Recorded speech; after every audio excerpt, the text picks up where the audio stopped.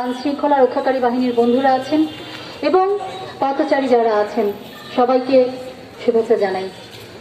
বন্ধুরা, 2000 সালে যখন আদমজী পাটকল বন্ধ হয়েছিল, আপনাদের অনেকেরই মনে থাকার কথা, শুধু বাংলাদেশের না, সেটি ছিল গোটা দক্ষিণ এশিয়া সহ অনেক ক্ষেত্রে বলতে পারেন যে পৃথিবীর একটি বৃহত্তম পাটকল। সেটি যখন বন্ধ করে দেওয়া হয়, আমরা দেখতে পাই যে পার্শ্ববর্তী দেশ ভারতে যেদিন আদমজী বন্ধ হয়েছে ঠিক সেদিনই 5টি পাটকল খোলা হয়েছিল। এবং সেই সময় যিনি অন্য একটি দল যারা রাজনৈতিক ক্ষমতায় ছিলেন, আমরা দেখেছি যে সেই সময় যিনি বস্ত্র পাটমন্ত্রী ছিলেন, তিনি আল্লাহর কাছে মোনাজাত তুলে দোয়া করেছিলেন। তার দোয়ায় কি ছিল জানি না, তখন আমরা এটিকে বলেছিলাম যে দেশের শিল্প কাঠামোকে ভেঙে ফেলার একটি চক্রান্ত। এবং আমরা দেখেছি একটি দেশ যদি তার শিল্প কাঠামো যদি না থাকে, তাহলে তার মেরুদণ্ড যে ভেঙে যায়, তার চূড়ান্ত নমুনা আজকে আমরা দেখতে পাই। তখন যে দল ছিল, আজকে হয়তো ভিন্ন দল, কিন্তু তাদের প্রত্যেকের স্বার্থ যে এক, সেটি প্রমাণ হয় যখন আমরা দেখি যে 2000 সালে যারা একই রকম ভাবে আদমজী সহ দেশের পাটগুলো শেষ করেছিলেন 2001 সালের পরে, আজকে তারা সেই একই রকম শক্তি নিয়ে আছেন। আমরা দেখলাম বিজিএমইএ যেরকম 5000 কোটি টাকা প্রণোদনে নেওয়ার পরেও শ্রমিকদের ক্রমাগত ছাঁটাই করেছেন, শ্রমিকদেরকে তারা লাফের মধ্যে ফেলেছেন, ঠিক একই ভাবে আজকে বিজিএমসিকেও এই চূড়ান্ত ভাবে দেশের শিল্প খাতকে ধ্বংসের জন্য প্রণোদনা না দেওয়া হোক, কিন্তু রাষ্ট্রায়ত্ত খাতকে ধ্বংস করার জন্য সরকার এক ধরনের সহযোগিতা করলেন, যেটিকে কোনোভাবেই বলা যায় না যে এটি দেশের জন্য উন্নয়নের দিশা। যদিও এই সরকার বহুকাল ধরে উন্নয়নের দিশা বলে বলে নানা ধরনের কর্মকাণ্ড করছেন, তার মধ্যে আমরা এই করোনাকালে সবচেয়ে যে ভয়াবহ নজিরটি পেলাম স্বাস্থ্য খাতের যে ভয়ঙ্কর দুর্নীতি, যার ফলে সাবেক স্বাস্থ্যমন্ত্রী নিজে আক্রান্ত হয়ে, নিজেও সংক্রান্ত হয়ে শেষ পর্যন্ত বাঁচতে পারলেন না। আমরা দেখলাম যে এই সরকারের যিনি প্রধান, তাকে দেখলাম তিনি সংসদে দাঁড়িয়ে নির্লজ্জের মতো বলেন, একদিন দুজন সরকারের মন্ত্রী এমপি মারা গিয়েছেন বলে তার বুকে শেল বেঁধেছিল।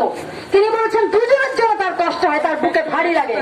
আর আমাদের প্রতিদিন বুক ভারী হয়ে আসে, আমরা নিজেরা আক্রান্ত, আমরা নিজেরা অনেকে আক্রান্ত হয়ে আবার নিজেদের শক্তি থেকে নিজেদের চেষ্টায় সুস্থ হচ্ছি। তাহলে সরকারের কি ভূমিকা, এই সরকারের তাহলে প্রয়োজন কি? আমরা প্রশ্ন তুলতে চাই, আজকে এই পিপিপির অধীনে কেন নিয়ে যাওয়া হচ্ছে? এর প্রধান কারণ কি এটি নয় যে করোনা কালের সুযোগ নিয়ে দুর্নীতি করে যারা জয়নুল হক সিদ্ধার্থের মতো হাজার হাজার কোটি টাকা দেশ থেকে পাচার করে বিশ্বের বিভিন্ন উন্নত দেশগুলোতে বিভিন্ন ধরনের ব্যবসা করছেন, চেইন ব্যবসা করছেন, সেই টাকা কোত্থেকে আসছে তার ন্যূনতম কোনো হিসাব না নিয়ে তারা কিভাবে একটি হত্যা প্রচেষ্টার মামলায় যুক্ত হওয়ার পরেও তারা জেট প্লেন ধরা করে চলে গেলেন। আমরা দেখলাম তারপরে সাবেক মন্ত্রীরাও কিভাবে মামলায় জামিন নিয়ে এই ভার্চুয়াল কোর্টের মাধ্যমে চলে গেলেন। এই ভার্চুয়াল কোর্টের মাধ্যমে কি হচ্ছে, বলা হচ্ছে যে আইন শৃঙ্খলা নাকি খুব উন্নত হয়ে যাচ্ছে। বিচার ব্যবস্থার এই অবস্থা হচ্ছে যেখানে আমরা দেখতে পাই যে চোর বাটপার যারা হচ্ছে দেশটাকে ধ্বংস করে খাচ্ছে, তাদের চলে যাওয়ার বন্দোবস্ত হচ্ছে। আর আমরা যারা সাধারণ মানুষ, আমাদের বুককে রক্ত ঢেলে দিয়ে হলেও আমরা যখন বেঁচে থাকছি, তখন তাদের মৃত্যুকে কিভাবে নিশ্চিত করা যায়, সেটি যখন স্বাস্থ্য খাতের দুর্নীতি দিয়েও, স্বাস্থ্য খাতের ভয়ঙ্কর অবনমন দিয়েও করা যাচ্ছে না, একইভাবে তাদেরকে কিভাবে অর্থনৈতিক চাপের মধ্যে আনা হয়েছে। আমরা দেখতে পেয়েছি লকডাউন দেওয়া হয়েছে, লকডাউন যাতে কার্যকর না হয় সেই ব্যবস্থা একই সাথে রাখা হয়েছে যখন, এবং আমরা একই সাথে দেখেছি শ্রমিক শ্রেণীর উপর এই যে সরকার টিকে আছে 2014-2019 যেভাবে টিকে আছে, আমরা দেখলাম শ্রমিক শ্রেণীর জন্য তাদের এতটুকু দরদ নাই। এবং সেই দরদ না থাকার ফলশ্রুতিতে আমরা দেখেছি গার্মেন্টস শ্রমিকদের উপর যেমন তাদেরকে ভয়ঙ্কর রকম নিষ্পেষণ করা হচ্ছে, তাদের চাকরি তো নেই, তাদের যেমন ছাঁটাই করা হয়েছে, পর্যন্ত দেওয়া হয়নি, অথচ সরকার তহবিল থেকে 5,000 কোটি টাকা দেওয়া হয়েছে। ঠিক একইভাবে এই লুটপাটকারীদেরই পথ ধরে বিজেএমসি কেও যেভাবে পিপিপির অধীন করে এই রাষ্ট্রায়ত্ত পাটকল সবগুলোকে বন্ধ করে সমস্ত রাষ্ট্রায়ত্ত পাটকলের যে সম্পদগুলো সেগুলো কিভাবে লুটপাট করে বিক্রি করে কিভাবে এই ধনীরা আরো ধনী হবে, কিভাবে তারা অর্থ পাচার করবে এবং সেগুলো আর কোনো জবাবদিহিতার আওতায় আনা হবে না, সেই চেষ্টায় রাখা হচ্ছে।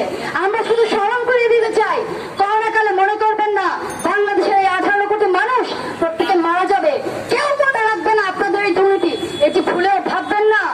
আমরা হুঁশিয়ার করে দিতে চাই, স্বাস্থ্য খাতের এই দুর্নীতি করে আপনারা মানুষকে মারতে চাইতে পারেন, এইভাবে করে হচ্ছে যে স্বাস্থ্য খাতের দুর্নীতি না থেকে, দুর্নীতিবাজদের না থেকে এবং একইভাবে অর্থনীতিকে ধ্বংসের দিকে ঠেলে দিয়ে আজকে রাষ্ট্রায়ত্ত পাটকলকে আপনারা এভাবে বন্ধ করে দেওয়ার চক্রান্ত করে হয়তো ভাবতে পারেন বেঁচে যাবেন, সমস্ত টাকা চুরি করে চলে যাবেন। আজকে ভাববেন না আগামীকালের বাংলাদেশে আপনাদের ঠাঁই হবে।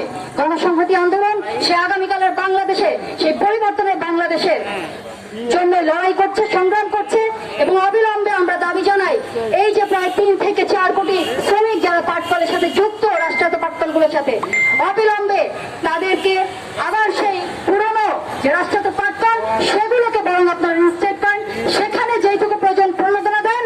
এইভাবে চোর বাটপাটদেরকে প্রণোদনা দিয়ে হাজার হাজার কোটি টাকা দেশটাকে ধ্বংস না করে বরং এই রাষ্ট্রায়ত্ত পাটকলগুলোকে প্রণোদনা দিয়ে কিভাবে বাঁচিয়ে রাখা যায় সুষ্ঠু তদন্ত করুন সমস্ত দুর্নীতি এবং শ্রমিকদেরকে বাঁচিয়ে রাখুন। শ্রমিকরা এই দেশের ভিত্তি, শ্রমিকরা এই দেশকে টিকিয়ে রেখেছে, পৃথিবীটা টিকিয়ে রেখেছে শ্রমিকরা। অতএব বাংলাদেশের সমস্ত শ্রমিকদের দায়িত্ব যদি আজকে না নিতে পারেন তাহলে আবার আপনাদের হুঁশিয়ারি দিচ্ছি, জনগণ আপনাদের কোনোভাবেই ক্ষমা করবে না, গলায় গামছা দিয়ে আপনাদের নামাবে এবং গণসংহতি আন্দোলন সেই সংগ্রামে নেতৃত্ব দিবে। এই বলে এবং সমস্ত পাটকল শ্রমিকদের প্রতি সংহতি জানিয়ে, তাদের সমস্ত আন্দোলনের প্রতি সংহতি জানিয়ে এবং অবিলম্বে এই রাষ্ট্রায়ত্ত পাটকলগুলোকে আবারও প্রণোদনা দিয়ে কিভাবে চালু করা যায় সেই ব্যবস্থাপনার জন্য দাবি জানিয়ে আমি আমার বক্তব্য শেষ করছি। আপনাদের সবাইকে ধন্যবাদ।